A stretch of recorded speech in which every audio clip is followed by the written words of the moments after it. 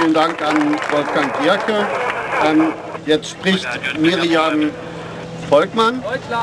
Miriam Volkmann vertritt eigentlich Elsa Rachtbach, ist aber ebenso wie sie tätig bei der Friedensaktivistinnengruppe Code Pink.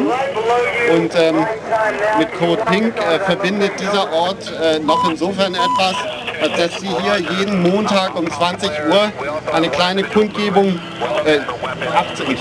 jeden Montag um 18 Uhr eine kleine Kundgebung für den Weltfrieden veranstalten. Miriam Volkmann.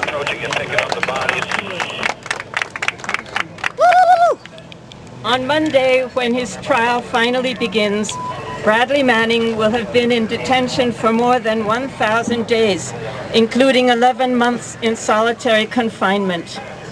Manning's disclosures have brought desperately needed light to the people of the U.S. and around the world in their struggles for peace and justice. But the Obama administration has been unrelenting in its persecution of Bradley Manning.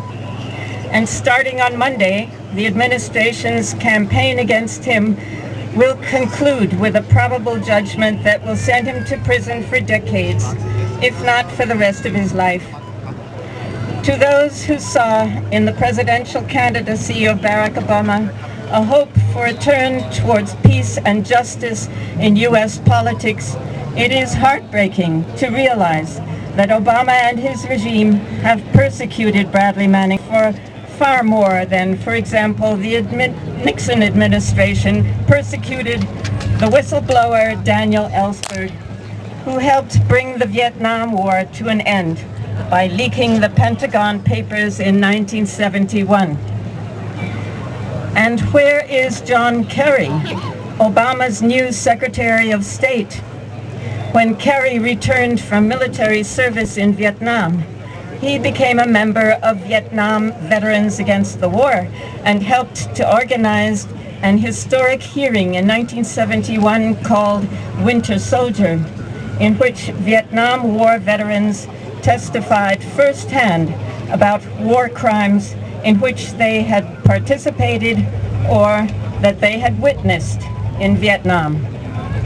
That year, Kerry also testified as a war veteran before Congress and said that what most threatens the United States is the crimes that the U.S. government is committing. And he said, we have to speak out. Why does Kerry not speak out in support of Bradley Manning?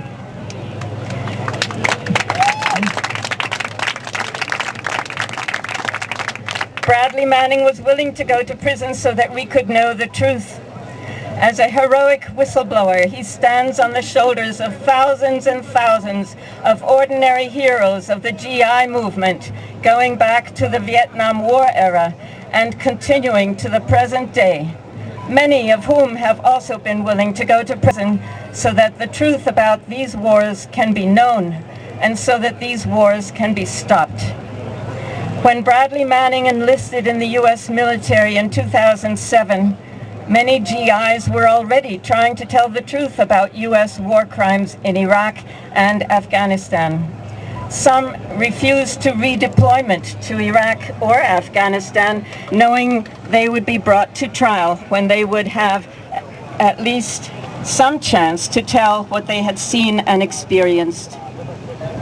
One of the early GI whistleblowers was a soldier stationed in Darmstadt named Blake Lemoyne. I met Blake in 2005 when he was back in Darmstadt after his tour of duty in Iraq. He asked me to help him get access to the media to tell about the crimes he had seen. Like Bradley, Blake had entered the military with optimism and the idea that he would be doing some good. But on his first tour in Iraq, he was shocked at the cynical brutality and racism of the U.S. military towards the Iraqi people. Blake went on a one-man strike. He refused all duties, closed his bank account so the army could not pay him, went on a hunger strike so that the army could not feed him, and even proposed to live in his car so that the army could not house him. And what he said he most wanted was to tell about what he had seen to the media. Like Bradley, Blake was convinced that Americans would never support these war policies if they knew the truth. In 2008, anti-war veterans organized a new winter soldier hearing. 50 veterans told in excruciating detail about the crimes they had participated in or had witnessed in Iraq and Afghanistan. They told about the essential racism of these wars. Some showed videos they had shot of atrocities they had witnessed. They hoped that their compelling first-hand testimony would provoke a wide discussion of U.S. policies, but the mainstream media ignored the Winter Soldier hearing. A year and a half later, motivated by the same compelling desire to make the truth known, Bradley Manning approached the Washington Post and the New York Times, and he had far more evidence to show. 500,000 reports from the wars in Iraq and Afghanistan, more than 250,000 diplomatic cables from U.S. embassies around the world, and 779 documents pertaining to Guantanamo Bay, as well as a July 2007 video of a U.S. Apache helicopter attack on Iraqi civilians. But the Post and the Times ignored him. It was only because of the heroic and innovative work of WikiLeaks that this evidence has become publicly known. The Obama administration has tried to demonize and belittle Bradley Manning, to keep him isolated and wrapped in silence. His first chance to tell of his motivations was during the pre-trial hearing this past February. And journalists had to actually smuggle his testimony out of that hearing. In his pre-trial testimony, Bradley told how his mind had largely been made up by watching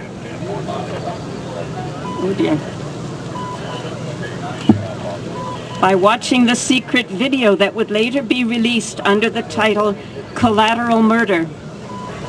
He said, the most alarming aspect of the video to me, however, was the seemingly delightful bloodlust the aerial weapons team seemed to have.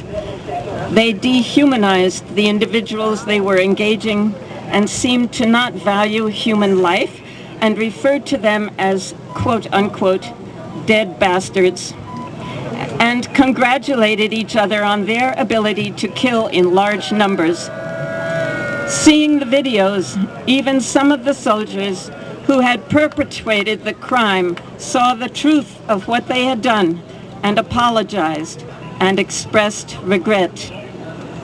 The Obama regime, with its aggressive wars and targeted killings, perpetuates dehumanization and, at the same time, tries to silence the essential humanity of Bradley Manning. The trial beginning on Monday will be under a thick cloak of secrecy, monitored by military censors with no public access to court documents and covered by a sparse and largely independent media.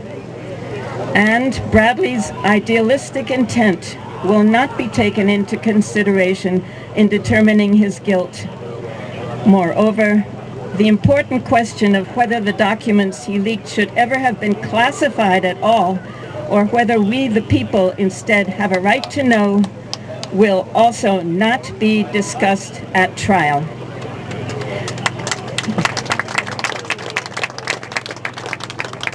When Obama visits Berlin 3 weeks from now, we will surely find ways to let him know that the whole world is watching the Bradley Manning trial. We will insist that the trial transcripts be made public, and we will insist that Obama pardon Bradley Manning and set him free.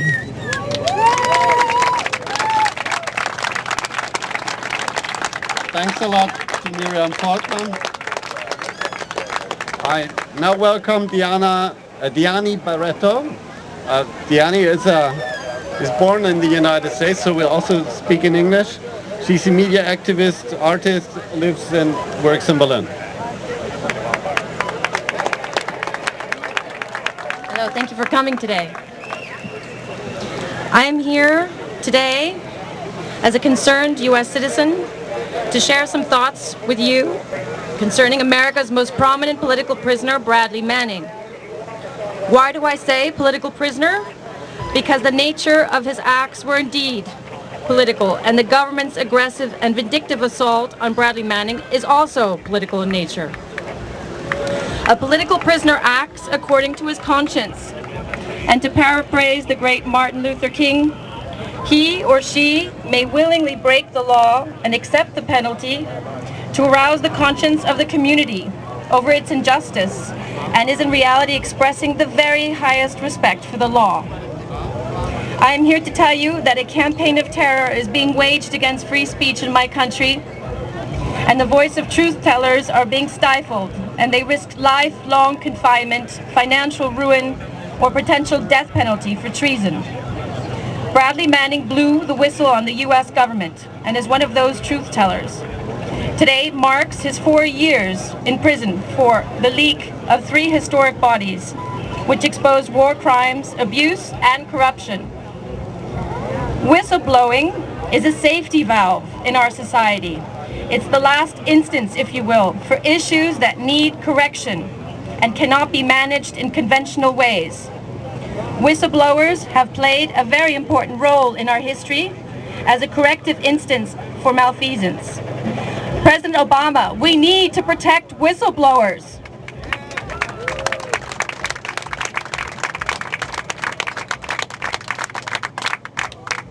Bradley Manning testified and said that his conscience had led him to make the disclosures because it is public data and it belongs in the public domain.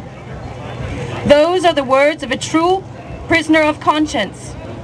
Amnesty International and Human Rights Watch are refusing to acknowledge him as such.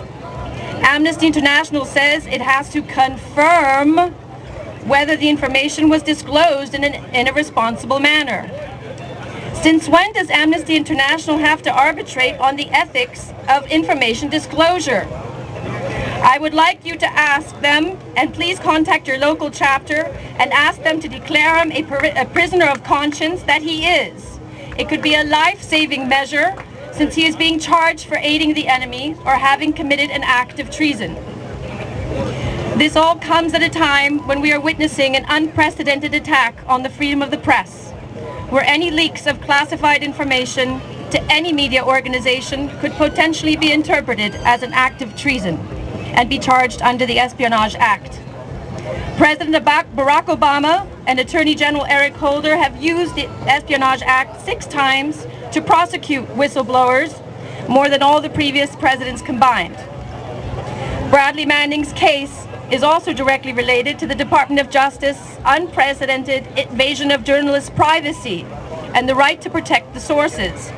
Journalists, their sources, and publishers are now equally under attack, with unconstitutional dragnet surveillance of journalists, such as in the case of the Associated Press, which revealed that the Justice Department had secretly obtained 2 months of telephone record of 20 reporters and editors, and the case of the Fox News chief Washington correspondent James Rosen, where his private mails and phone calls were monitored, and he also faces charges for conspiracy for allegedly receiving classified information from a source about North Korea.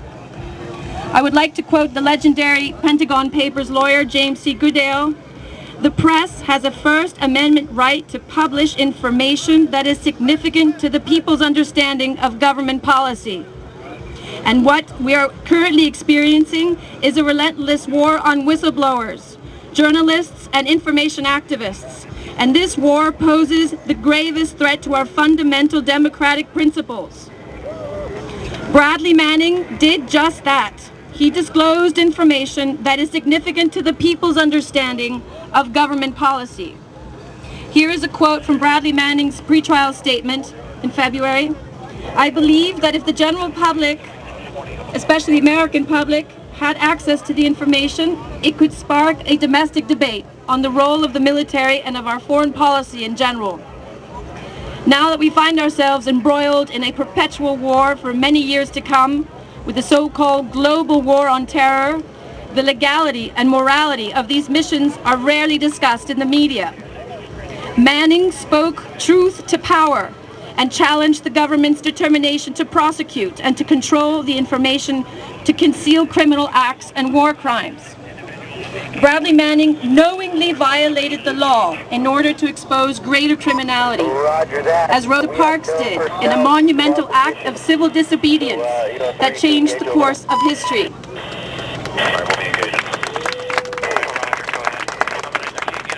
Or Daniel Ellsberg when he released the Pentagon Papers. These people are true patriots. They're heroes. They're not criminals or traitors. As citizens, we have an obligation to expose war crimes and acts of misconduct and corruption. It is our obligation to expose injustice to the powers that be in a representative democracy. There is a de facto chilling effect now being felt in the free press in light of the series of cases which criminalize dissent, disclosure, news gathering, and publishing. Our very civil liberties are at risk. That is why Bradley Manning's trial is of such seminal importance. And yet the media, and by the extension, the U.S. public, has been banned from witnessing the legal proceedings brought against Bradley Manning. And to quote Julian Assange, "Justice must be seen to be served." Secret trials are very commonplace in dictatorships and have no place in this country.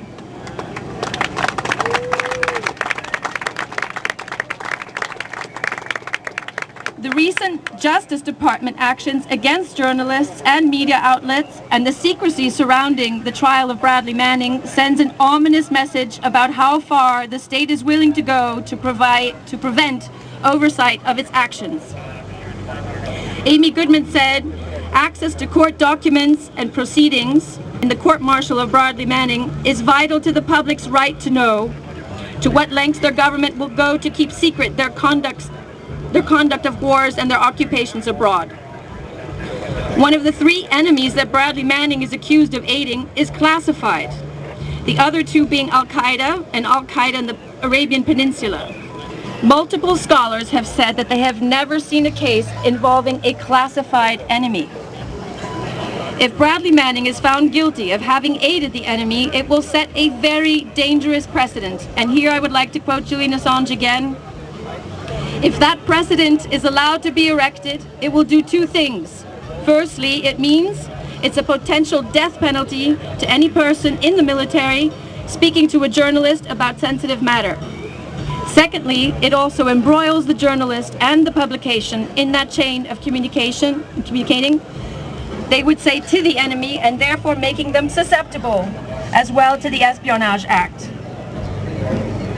Bradley Manning and the recent cases